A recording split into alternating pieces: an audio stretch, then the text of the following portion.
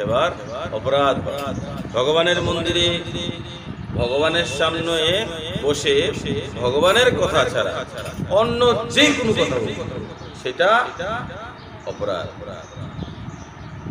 ভগবানের সামনে ভগবানকে ছেড়ে কাউকে প্রণাম করা সেটাও সেবার অপরাধ। ভগবানের মন্দিরে কখনো শুইতে নেই, এটাও সেবার অপরাধ। ভগবানকে কখনো পিছ দিয়ে বসতে নেই, এটাও সেবার অপরাধ। প্রাপ্য পুনঃকৃতাং লোকানুসিতা শাশ্বতী সমা শুচিনাং শ্রীমত্তাং গেহে যোগভ্রষ্ট অভিজায়ত। ভগবান কি বলছে যোগভ্রষ্ট হলে পুণ্যবানদের প্রাপ্য স্বর্গাদি লোকসমূহে বহুকাল বাস করে সদাচারী ব্রাহ্মণদের গৃহে অথবা শ্রীমান ধনী বণিকদের গৃহে মানুষ গিয়ে জন্মগ্রহণ করিয়া থাকে। এটার অর্থ কি আমরা বোঝার চেষ্টা করি। সর্বপ্রথম যোগভ্রষ্ট, ভগবান কি বলছে? যোগভ্রষ্ট ব্যক্তি। তাহলে যোগভ্রষ্ট কাদেরকে বলা হয়? যোগভ্রষ্ট সর্বপ্রথমে জানতে হবে দুই প্রকারের। এক হচ্ছে যারা অল্প সাধনার পর পতিত হয়ে গেছে, আর অপর হচ্ছে দীর্ঘকাল যোগাভ্যাস করার পর তিনি ভ্রষ্ট হয়ে গেছে। দুই রকমের যোগ ভ্রষ্ট হওয়ার ব্যবস্থা রয়েছে। একদম সহজ করে যদি বলতে হয় তাহলে ধরুন কেউ হাজার হাজার বছর ধরে ভগবানের ভজন করছে বা শত শত বছর ধরে ভগবানের ভজন করছে, আর অন্তিমে গিয়ে তার ভজনটা নষ্ট হয়ে গেছে। যেরকম ভগবানের কথা শুনতে শুনতে, ভগবানের কীর্তন করতে করতে ভগবানের প্রতি এরকম ভক্তি শ্রদ্ধা অনেক সময় অনেকের হয়ে যায় যে তার ভগবানের প্রতি প্রচন্ড ভক্তি শুরু হয়। আর এই ভক্তিটা দেখা গেল সে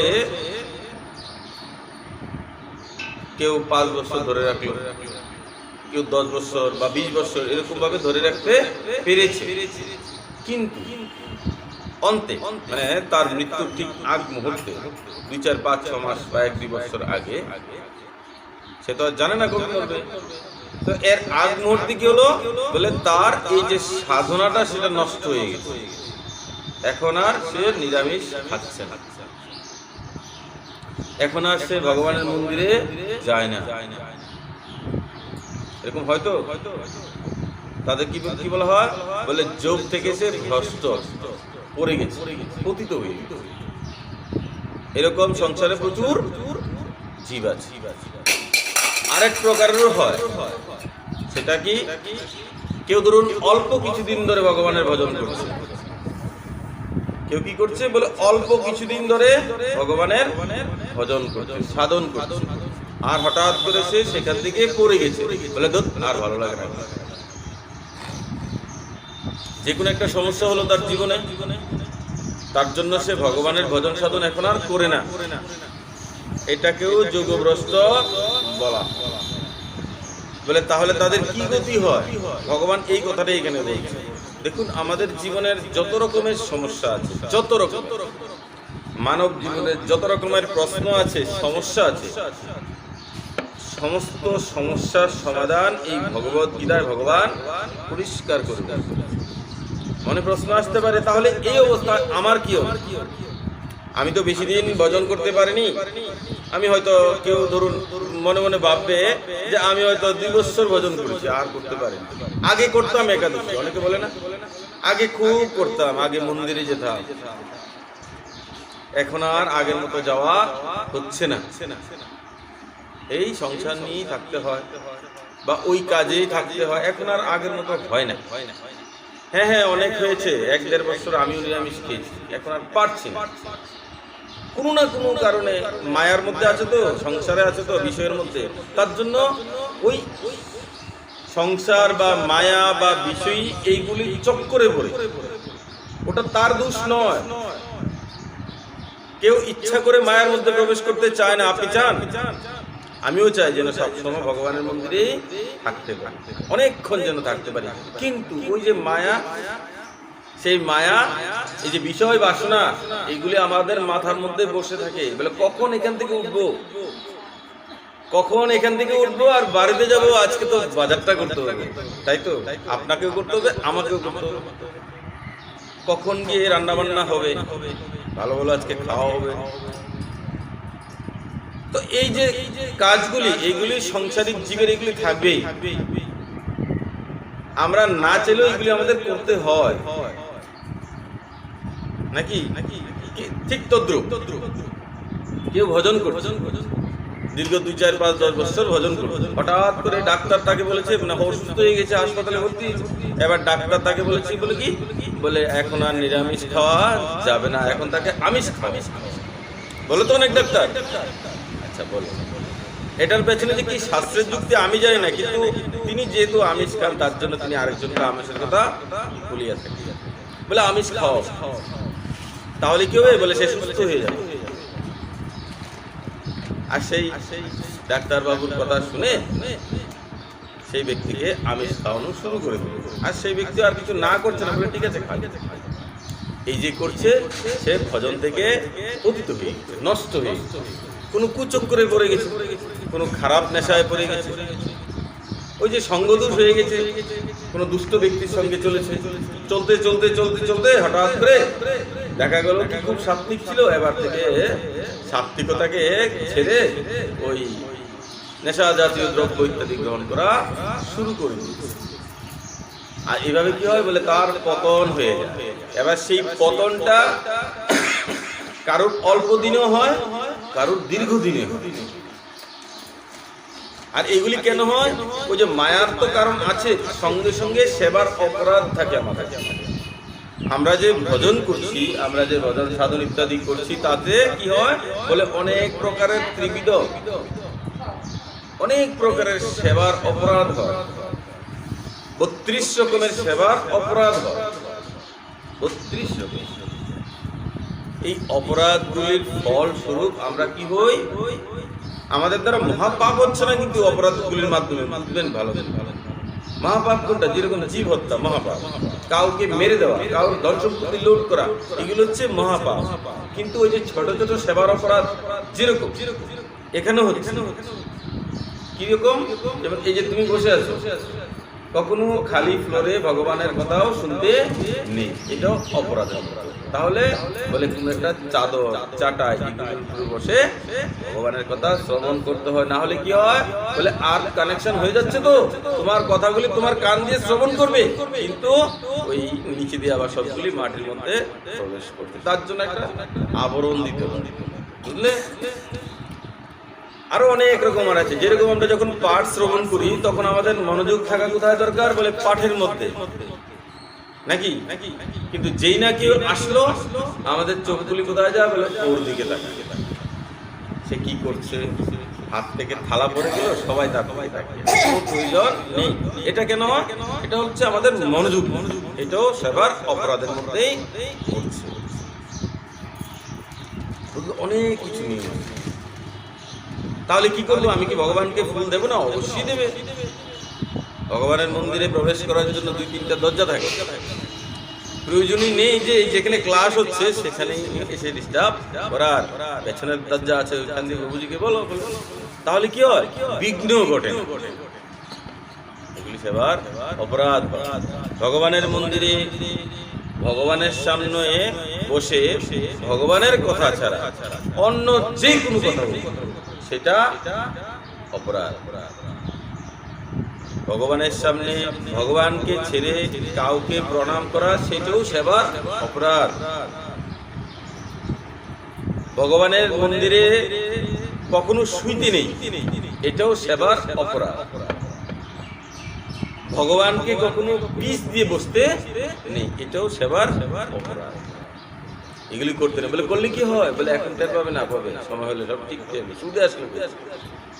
এগুলি কখনো করতে নেই। এগুলি করলে কি হয়? বলে আজ না হোক কাল তার পতন হবে, হবে, হবে। ভগবান বলে দিয়েছে, ছাড়বে না, সে যত বড় সাধু হোক আর মহাপুরুষ হোক, তাকে দণ্ড পেতে হবে। ভগবানের কথা যখন শ্রবণ করছো শ্রদ্ধা ভক্তি দিয়ে, তখন কি করে বলে শুদ্ধ কাপড়, ধোয়া বস্ত্র ইত্যাদি পরিধান করে ভগবানের কথা শ্রবণ করতো, না হলে বলে এইটা অপরাধ। বলে পুণ্য তো হচ্ছে, ভগবানের কথা যেভাবে তুমি শ্রবণ করো না কেন তোমার লাভই লাভ, কিন্তু লাভের সঙ্গে সঙ্গে কি হয় বলে অপরাধ হয়, মানে ইনকামও হয় আবার খরচ। তো খরচাটা যদি আমাদের বেশি পরিমাণে হয় তাহলে ইনকামটা থাকবে, বেশি খরচ হয়ে গেছে। তার জন্য এগুলিকেও মাথায় রাখতে হয়। ওই যে গোপাল নিয়ে চলে আসলাম, ঠাকুরকে নিয়ে এদিক থেকে ওইদিকে চলে তো দেখা যাচ্ছে কি মায়েরা একটা নতুন একটা ফ্যাশন ট্রেডিং বিল্ডিং, গোপাল কিনে যা কত আনন্দ। এই যে গোপাল সোনা ভাবছো, নিজের পুত্রকে পুত্রের মতো ভাবছো, কতটুকু পুত্র গুণে দেখছো সেটা তো তুমি না জানো, কিন্তু তাকে যে তুমি নিয়ে যাচ্ছ সে কে? সে হলো পরব্রহ্ম ভগবান শ্রীকৃষ্ণ স্বয়ং, তার বাল্যরূপ সেটা। জুতো পরে পরে ভগবানকে নিয়ে এদিক থেকে এদিকে যাচ্ছে, এটা কি? এটাও অপরাধ, বুঝলে তো? ভালো করে মাথা ঘামাবে তখন বুঝতে পারবে। জুতো পরে এইগুলি এক্সেস কথার কোনো প্রয়োজন, গোপাল আপনার সঙ্গে বেড়ানোর জন্য এমন কোনো প্রয়োজন নেই, তিনি সব জায়গায় যেতে পারেন। গোপালকে নিয়ে জুতো পরে যাচ্ছে সেদিকে, এটাও সেবার অপরাধ। জুতো খুলে যাও, কি করে যাবে বলে জুতো খুলে যাবে। পায়খানা করলে স্নান সম্পূর্ণ স্নান করতে হয়, পেচ্ছাপ করলে হাত পা ধুতে হয়, জননাঙ্গ ধুইতে হয়। এবার গোপালকে নিয়ে যাচ্ছ তুমি আগরতলা, কলকাতা, দিল্লি, বোম্বে, রাস্তাঘাটে তুমি পায়খানায় পেচ্ছাপ করেছো, হাত ধুয়েছো, জননাঙ্গ ধুয়েছো, তো গোপালকে তো আবার স্পর্শ করলে তাহলে সেটাও অপরাধ, বুঝতে পেরেছো? আয় যেরকম হচ্ছে না তাতে আবার ব্যয় হয়ে যায়। আর এগুলি হলে কি হয় বলে সে যোগ ভ্রষ্ট হয়। এমন কোন মহা অপরাধ বলেনি, এগুলি অপরাধ বলে, সেবার অপরাধ। আর এইগুলি করলে কি হয় বলে তাকে যোগ ভ্রষ্ট হতে হয়। যোগ ভ্রষ্ট মানুষ দুই প্রকারের হয়, কেউ অল্প দিনে নষ্ট হয়, কেউ বেশি দিনে নষ্ট হয়। সারা জীবন ভজন করেছে, সাধন করেছে, ঠাকুরের সেবা করেছে, কিন্তু অন্তিমকালে কোথায় বলে হাসপাতাল, অন্তিমকালে কোথায় বলে বিছানায় পড়ে পড়ে কষ্ট পাচ্ছে। তাহলে দেখো সারা জীবন ভগবানের সেবা করেছে যে ব্যক্তি, সেই ব্যক্তিকে ত্রিতাপ জ্বালায় কি করে দগ্ধ করলো? এই যে দৈহিক জ্বালা, মানসিক জ্বালা আর ভৌতিক জ্বালা, এগুলি তাকে কেন আক্রমণ করলো? ভগবান তো নিজেই বলেছে তাপত্রয় বিনাশায় সচ্চিদানন্দ রূপায়। ভগবান হলেন সচ্চিদানন্দ স্বরূপ। আর ভগবানের কাজ কি বলে? ভগবান তার ভক্তদের তিন তাপ জ্বালা নাশ করিয়া থাকেন। ত্রিতাপ জ্বালা কি বলে? ভৌতিক তাপ, দৈহিক তাপ আর দৈবিক তাপ। তো ভৌতিক তাপ কোনগুলি আর দৈহিক তাপ কোনগুলি? দেহ দিয়ে আমরা যে কষ্টগুলি পাই, যেরকম হাঁটুতে ব্যথা, পায়ে ব্যথা, কোমরে ব্যথা, মাথায় ব্যথা, এরকম যে বিভিন্ন রকমের শারীরিক যে যন্ত্রণাগুলি, এগুলি হচ্ছে কি বলে? এগুলি হচ্ছে দৈহিক ব্যথা। ভগবান বলছে যে আমার ভক্ত হয় আমি তার এইগুলি সব কি করি? শেষ করে দিই, নষ্ট করে দিই। যে ভগবান তোমার জনম জনমের পাপকে নষ্ট করতে পারে, তার কাছে সাধারণ এই দৈহিক ব্যথা কোনো ব্যাপার, কোনো ব্যাপার না। তাহলে কেন হলো না? ভজনের মধ্যে তাহলে নিশ্চয়ই কোনো কমতি ছিল। আমরা ভগবানের প্রিয় ভক্ত হতে পারিনি, তার জন্য ভগবান আমাদের এগুলি মাফ করেননি, এটাই তো আসছে। আর কি আছে বলে? ভৌতিক তাপ, অর্থাৎ এই জগৎ সংসার থেকে আমরা যে কষ্টগুলি পাই, বলে জগৎ থেকে কি রকম কষ্ট পাই বলে? ধরুন আমরা খুব সুন্দর ভালো সকালবেলা ঘুম থেকে উঠে বেরোলাম, কোথাও এক জায়গায় গেলাম, আর সেখানে যাওয়ার পর সেখানে হঠাৎ করে সেখানে 10 জন লোক আমার উপর খেপে গেল। বলে কেন খেপেছে বলে? মুখ দিয়ে একটা উল্টা কথা বলে, আর সবাই আমাকে কি করলো বলে? বকাবকি করেছে, অপমান করেছে। এটা হচ্ছে ভৌতিক তাপ। এটা আশা ছিল না কিন্তু হয়ে গেছে। আরেকটা কি? আরেকটা হচ্ছে দৈবিক তাপ। দেবতারা আমাদের যে কষ্ট দিচ্ছে, দেবতারাও কিন্তু আমাদের কষ্ট দেয়। বলে কেন? ওই যে 3-4 দিন আগে একটা পাঠে বলেছিলাম যে ভগবানের দ্বারা সৃষ্টির এই যে সৃষ্ট যে দেবতাগণ, তারা কি করছেন বলে? তারা আমাদের অন্ন জল ইত্যাদি খেতে দেয়। দেখো এই যে বৃষ্টি, বরুণ দেবতা, তিনি যদি বৃষ্টি না দেন তুমি অন্ন পাবে? তুমি যতই গাছ লাগাও শস্য উঠবে? সাপ্লাই জল দিলে গাছ বাঁচবে? বৃষ্টির জল তার গায়ে পড়তে হবে হবে হবে, কারণ সেটার মধ্যে সবকিছু আছে যেটা মাটির তলের জলের মধ্যে সবটা নেই। তো এই যে বরুণ দেবতা আমাদেরকে জল দিচ্ছে, আর সেই জলের মাধ্যমে আমরা শস্য ফসল এগুলি উৎপাদন করিয়া থাকি, আর এগুলি আমরা কি করি বলে খাই, খেয়ে আমাদের জীবন ধারণ হয়। তো আমরা সেই বরুণ দেবতা সেই ইন্দ্রকে কি দিচ্ছি? দিতে পারছি কিছু? দিচ্ছ? বলে না দিচ্ছি না। আচ্ছা, এই যে রৌদ্রের তাপ দিচ্ছে, যদি সূর্যের আলো না হয় তাহলে গাছপালা বাড়বে? অন্ধকারে রেখে দাও, এই গাছটা বাঁচবে? এটা মরে যাবে। তাহলে এটাকে বাঁচাচ্ছে কে? বলে সেই সূর্য দেবতা। আচ্ছা, রাত্রিবেলা যখন চাঁদ উঠে সেই চাঁদের আলোতে তখন কি হয় বলে ঔষধি সৃষ্টি হয়, ফল এগুলি ধরে। সমস্ত গাছে যখন ফল ফুল এগুলি আসে না, এগুলি রাত্রেবেলায় আসে, দিনের বেলা আসে। খুব কম সংখ্যক গাছের মধ্যে দিনের বেলা ফল আসে। এই যে কুড়িটা, এটা সবসময় রাত্রেবেলা। কেন? কারণ সেই চন্দ্র দেবতা এগুলি প্রদান করে, ফল ফুল এগুলি। তো সেই চন্দ্র দেবতাকে আমরা কতবার ভজন করি কি? এই যে বায়ু দেবতা যে বাতাস দিচ্ছে, এই যে আরাম করে আমরা বসে আছি, সেই বায়ু দেবতাকে আমরা কতবার ভজন করছি। এই যে তুমি কোথাও গেলে রোজগার করছো, লক্ষ্মী মা তোমাকে ধন দিল, কতবার লক্ষ্মীকে পুজো করছো? বছরে একবার করছো। তো বলে এত যে 33 কোটি দেবতা সবাইকে কি করে করবো পুজো? সবাইকে পুজো করা সম্ভব নয়। তাহলে বলে শাস্ত্রে বলে দিয়েছে যে এই 33 কোটি দেবতা এক জায়গায় থাকে। বলে কোথায় কোথায় থাকে? বলে কোন বাড়িতে যদি তোমার তুলসীর বৃক্ষ থাকে, সেই বৃক্ষের তলায় এসে অপেক্ষা করে থাকে। কেন? শ্রী হরিকে দর্শন করার জন্য। বাড়িতে যদি গাভী থাকে মানে গৌমাতা, সেই গোমাতার মধ্যে 33 কোটি দেবতার বাস হয়। তুমি যদি এক গোমাতাকে সেবা করো তাহলে সেই 33 কোটি দেবতারও সেবা হইয়া যায়। তো এখন মানুষ গো পালে না, কি পালে? বলে কুকুর পালে, ছাগল পালে, মুরগ পালে, খরগোশ পালে, টিয়া পালে, ময়না পাখি। এগুলির মধ্যে তো 33 কোটি দেবতা নেই। তাই এগুলি পেলে কি হবে? বলে কোনো কাজে লাগবে না। বুঝলেন তো? তাহলে বলে আমার জায়গা ছোট, আমি কি করে করবো? ভালো কথা, কোনো প্রয়োজন নেই করার। তাহলে কি করে করবে? বলে তুমি একমাত্র ভগবান শ্রী হরির ভজন করতে থাকো। কেন? তার থেকেই তো সবাই সৃষ্টি হয়েছে। তিনি হচ্ছেন গাছের মূল, তিনি হচ্ছেন বৃক্ষের মূল। এই বৃক্ষের গোড়ায় জল দিলে কি হয়? বলে সমস্ত ডাল পালা লতা পাতা এগুলি আস্তে আস্তে বাড়তে থাকে। এখন এই বৃক্ষটাকে বাঁচাতে গেলে আমি কি আগায় জল দেবো? কোনো লাভ হবে না। কোথায় দিতে হবে? বলে গোড়ায় দিতে হবে। তো গোড়ায় দিলে তখন সমস্ত বৃক্ষ বাড়তে থাকে। ভগবান শ্রীকৃষ্ণ হচ্ছেন সেই বৃক্ষের মূল। সেই বৃক্ষের মূল হচ্ছে ভগবান শ্রীকৃষ্ণ। এটাও সেবার অবস্থা। কখনো ভাগবতকে বা গীতাকে লঙ্ঘন করতে নেই।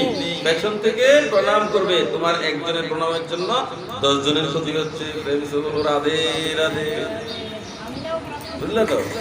এত সামনে এসে করার কোনো প্রয়োজন নেই, একটু দূর থেকে, না হলে লাস্টে।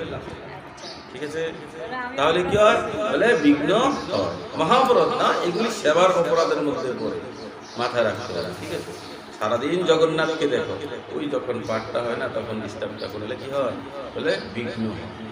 তার জন্য পাঠ শুরু করার আগে বিঘ্ন দেবতা গণেশেরও ভজন করতে, অপরাধ নিয়ে না করলে। ঠিক আছে?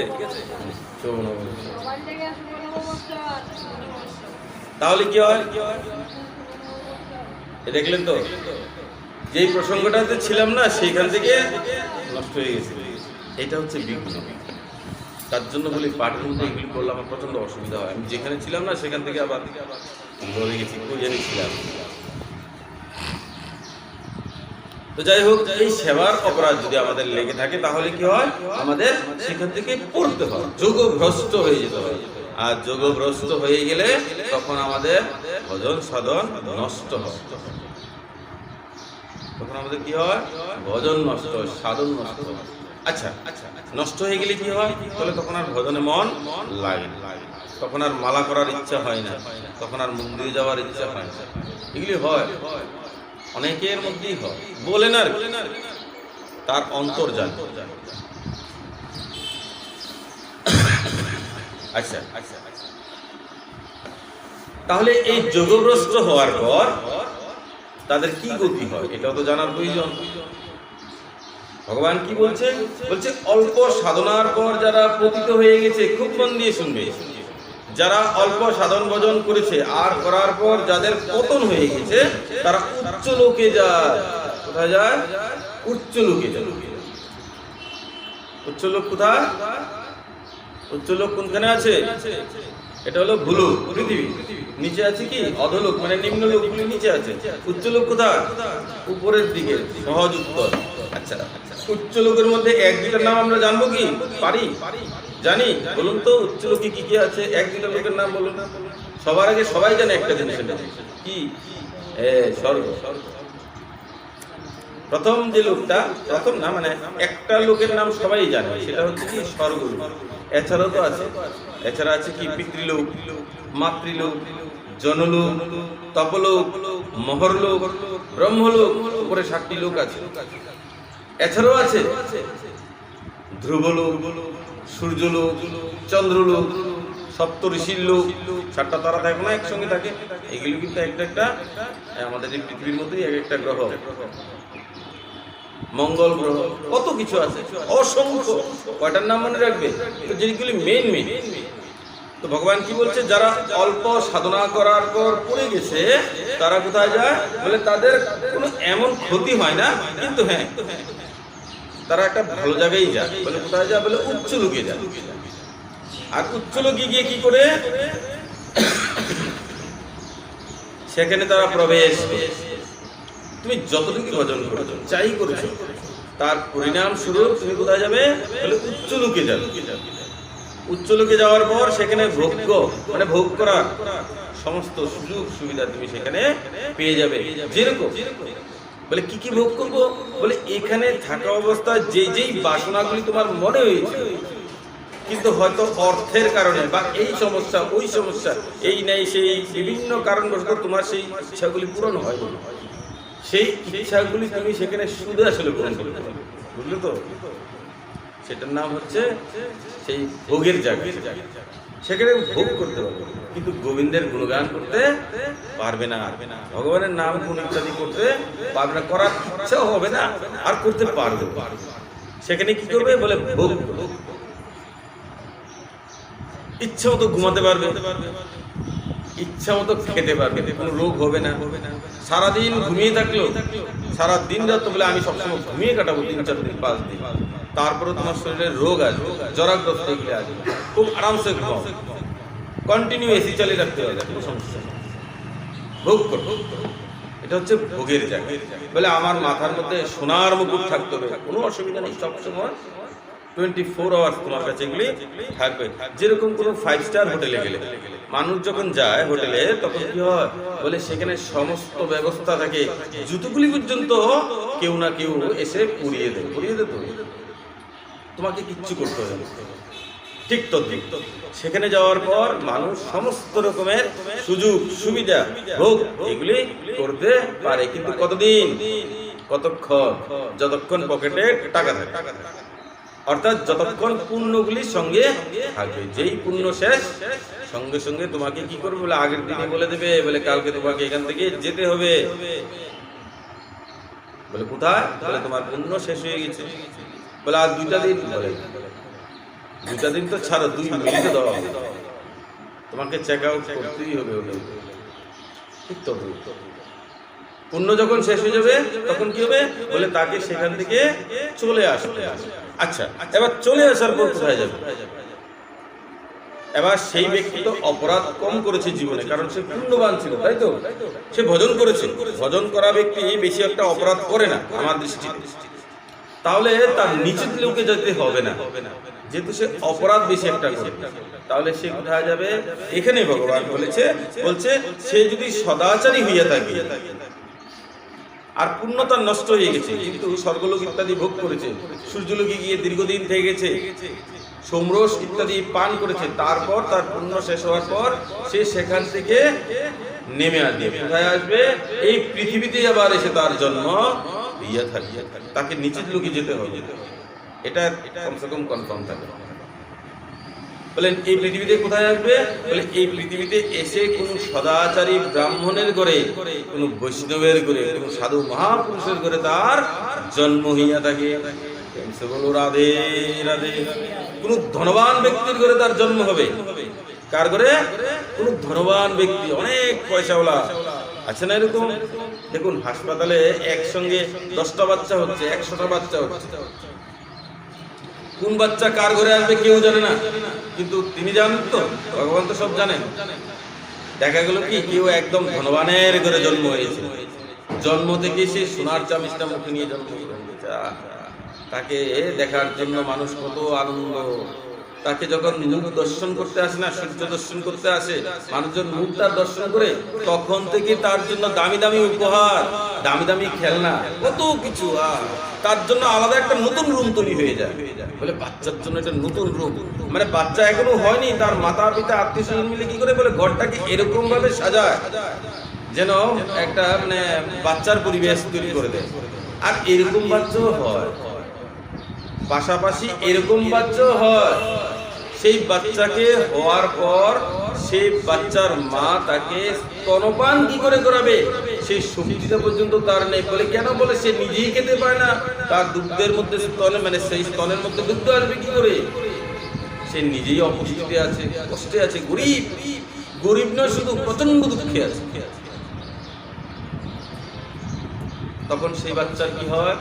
বলে অনেক সময় অভাবের জ্বালায়, দুঃখে সেই বাচ্চাকে ডাস্টবিনে ফেলেও সেই মা চলে যেতে পারে হয়তো।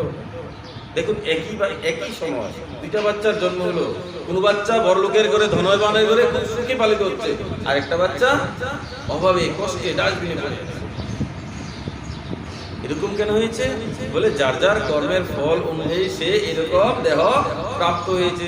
যার যার কর্মের ফল অনুযায়ী সে কি করেছে? এরকম দুর্গতি বা সুগতি ইত্যাদি প্রাপ্ত করতে পেরেছে। আবার অনেক সময় এরকমও হয়, একই মার ঘরে দুইটা বাচ্চা হয়েছে, তো মা কি করছে? বলে পালতে পারছে না। কি করেছে? বলে এগুলিকে অনাথ আশ্রমে দিয়ে দিচ্ছে। এরকম তো হয়। এবার সেই আশ্রম থেকে কোনো ধনবান ব্যক্তি এসে একটা বাচ্চাকে নিয়ে গেল, বা কোনো সাধু বৈষ্ণব এসে তাকে নিয়ে গেল, বলে পালবো। আর আরেকটা বাচ্চাকে কোনো কসাই এসে নিয়ে গেছে। এবার যিনি ধার্মিক ব্যক্তি নিয়ে গেছে তার বাড়িতে এই বাচ্চা যখন পেলে বড় হচ্ছে, সেই সকাল থেকে সন্ধ্যা পর্যন্ত শুধু ভগবানের গুণগান শুনে, তার মুখ থেকে শুধু হরিনাম বেরো, রাধে রাধে বলে, কৃষ্ণ কৃষ্ণ বলে, হরে কৃষ্ণ বলে, জয় নিতাই, জয় গৌর ইত্যাদি সে তার পালিত বাবার থেকে শুনতে পাচ্ছে, আর তার অভ্যাস হয়ে গেছে। আর সেই বাচ্চা যে কসাইয়ের ঘরে চলে গেছে পালার জন্য, সে সকাল থেকে কি শুনে? বলে কাকে মারবো, কাকে কাটবো, এগুলি তো শুনে। আজকে এত টাকা লাভ হয়েছে, কালকে ওই বৃষ্টি কাটবো। দেখুন একই মার দুইটা সন্তান দুই জায়গাতে গিয়ে পালিত হয়েছে, আর দুইটার স্বভাব দুই রকম হয়ে গেছে। তো এইগুলি কেন হচ্ছে? বলে যার যার কর্মের ফল অনুযায়ী সে এই জায়গাতে গিয়ে করেছে। তো যারা এরকম অল্প সাধন করেছে, করার পর উচ্চলোকে গেছে, আর উচ্চলোকে যাওয়ার পর যখন তাদের সাধনের ফল শেষ হয়ে যাবে, তখন তারা কোথায় যাবে? বলে এই পৃথিবীতে আসবে, এসে কোনো সাধু, কোনো গুরুজন, কোনো বৈষ্ণব, কোনো ব্রাহ্মণ, আর অথবা কোনো ধনবানের ঘরে তাদের জন্ম হয়। আর জন্ম হলে কি হবে? বলে ধনবানের ঘরে জন্ম হলে শুনে থেকে খুব আনন্দে ফুলে ফেলে এইগুলিতে বড় হতে থাকবে। কোনো সাধুর ঘরে জন্ম হলে, কোনো বৈষ্ণবের ঘরে জন্ম হলে শুরু থেকেই সে কি করতে পারবে? ভজনের পরিবেশটা পেয়ে যাবে। ভজনের পরিবেশ, সকাল সকাল ঘুম থেকে উঠে সে ভগবানের গুণগান ইত্যাদি শুনতে পারবে। এই হচ্ছে তার লাভ। আর লাভ মানে যখন শুনতে পারবে তখন কি হবে? বলে শুনতে শুনতে সে করা শুরু করবে, অভ্যাসটা শুরু হয়ে যাবে। আর এই জীবনটাই তার অন্তিম জীবন হয়ে যেতে পারে। বলে কেন? এই জীবনে সে ভজন করে গোবিন্দের কাছে চলে যেতে পারে। সবাইকে একদিন সেখানে যেতে হবে। বলে তাহলে কবে যাব? বলে যে যত ভজন করবে, যে যত সাধন করবে, সে তত তাড়াতাড়ি যাবে। আর না হলে কি হবে? না হলে কি হবে? বলে আমরা যেতে পারবো না। না না না, যেতে পারবে। তাহলে কবে যাব? বলে যে যত বেশি বেশি করে ভজন করবে, যে যত বেশি বেশি করে গোবিন্দের গুণগান করবে, সে তত তাড়াতাড়ি ভগবানের কাছে যেতে পারবে। আর না হলে পুনরূপী জননম পুনরূপী মরণম পুনরূপী জননী জঠরে শয়নম, বারবার মায়ের গর্ভে আসতে হবে, বারবার সেখান থেকে জন্ম হতে হবে, বারবার কর্ম করতে হবে। আর এই কর্ম করার সময় খারাপ কর্ম হবে, ভালো কর্ম হবে, তার ফলগুলিও ভোগ করতে হবে। যদি ভালো কর্ম করি তাহলে স্বর্গলোক ভোগ করবো। এতক্ষণ যেগুলি বললাম, খারাপ কর্ম করলে নিচে অতল বিতল সুতল রসাতল পাতাল তলাতল এগুলিও ভোগ করতে হবে।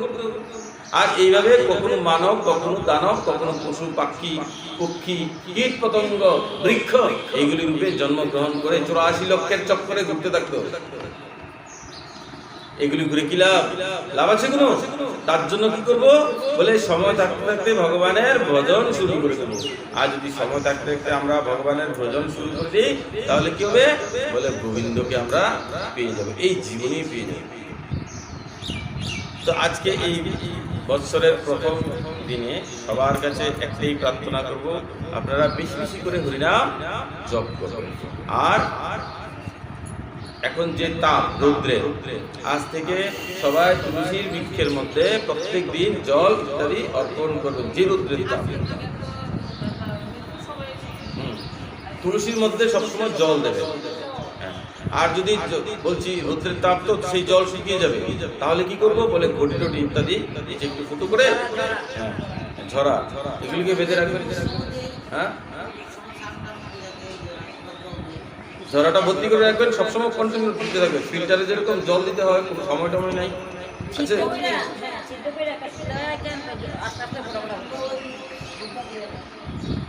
ঠিক আছে।